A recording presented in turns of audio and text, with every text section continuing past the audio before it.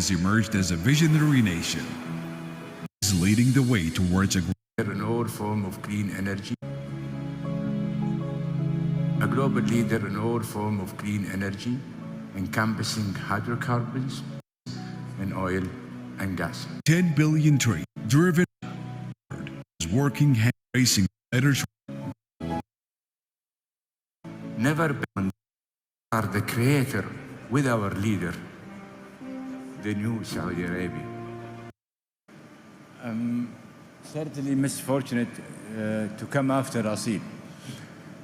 She's an eloquent colleague of mine, and you will see quite a few of them as you progress today and tomorrow and the rest of the week, because at the Energy Ministry and the energy ecosystem, we're so proud to have so many of these young, inspiring, aspiring and inspiring women and men working in this sector.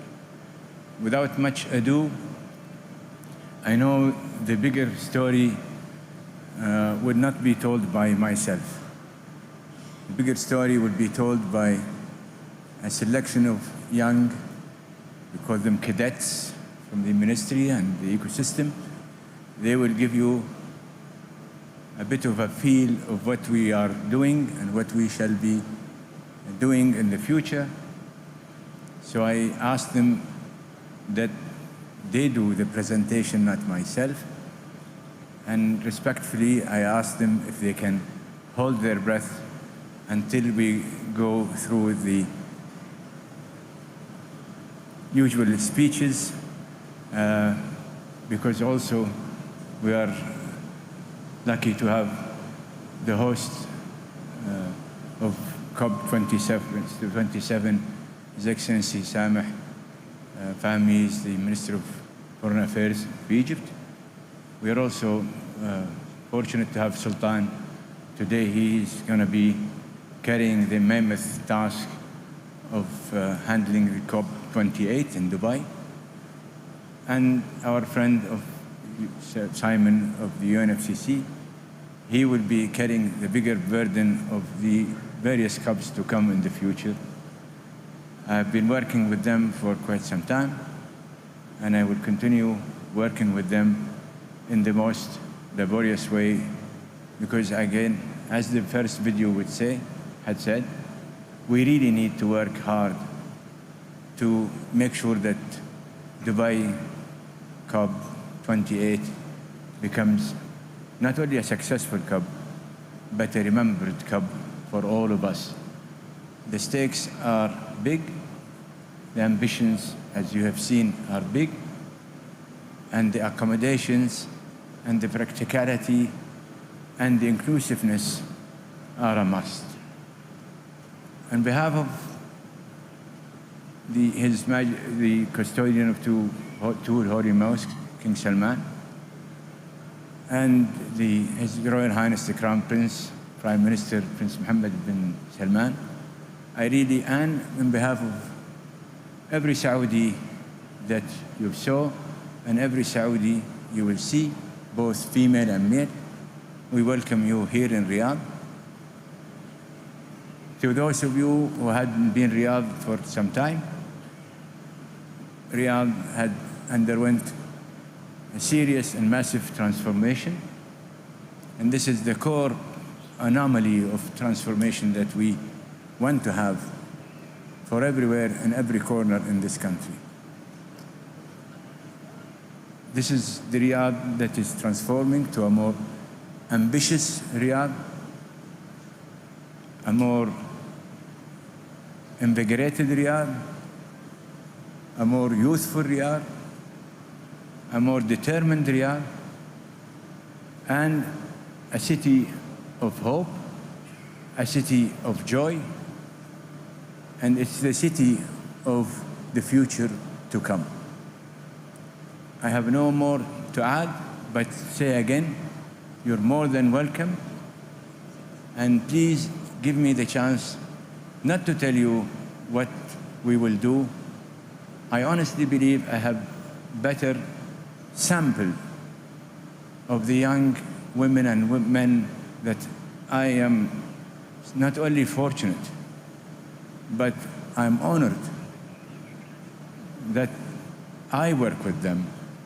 They are not working with me, I work with them.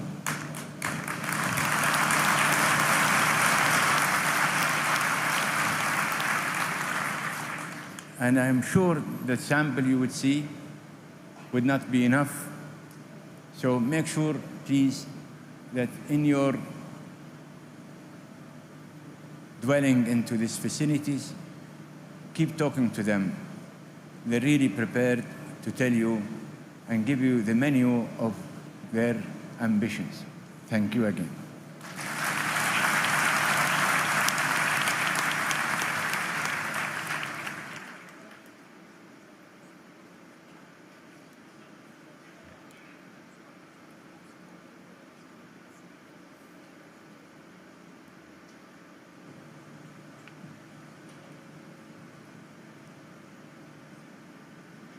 Thank you, Your Royal Highness, for your valuable insights. And now, ladies and gentlemen, let's warmly welcome His Excellency, Mr. Sameh Shoukry, Egyptian Minister of Foreign Affairs and President of COP27, to the stage.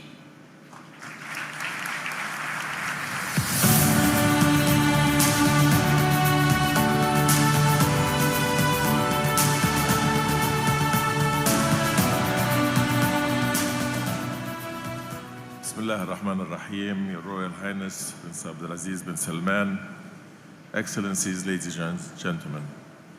I'm pleased to join you today for the MENA Climate Week 2023, held in the Kingdom of Saudi Arabia, one of the most active and engaged Arab countries on climate change issues. It has been a matter of pride for our Arab region to host and lead the multilateral climate negotiations for 2 consecutive years, especially at this crucial time for our region, the developing countries, and the world at large.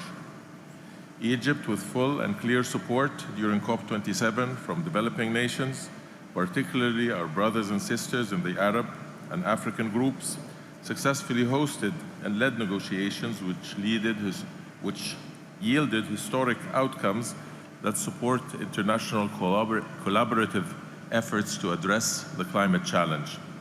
These outcomes emphasize several principles. Foremost among them is the common but differentiated responsibilities, equity, right to development, and climate justice. In this context, I would like to highlight some key elements which I deem vital to be addressed by the MENA Climate Week.